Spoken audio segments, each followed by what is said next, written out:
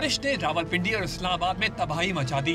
इस्लामाबाद की कच्ची आबादी रमशा कॉलोनी में घर की दीवार गिरने से टेंट में सोए मियां बीवी इमरान और नसीम मौके पर जाँ बाग हो गए। जोड़े की 8 साला बेटी जख्मी हो गई, जिसने पिम्स अस्पताल में दम तोड़ दिया। सेक्टर G13 में बरसाती नाले का बंद टूटने से पानी एक घर के तहखाने में दाखिल हो गया, जिसमें डूबकर 24 साला लड़की मरियम जाँ बाग हो गई।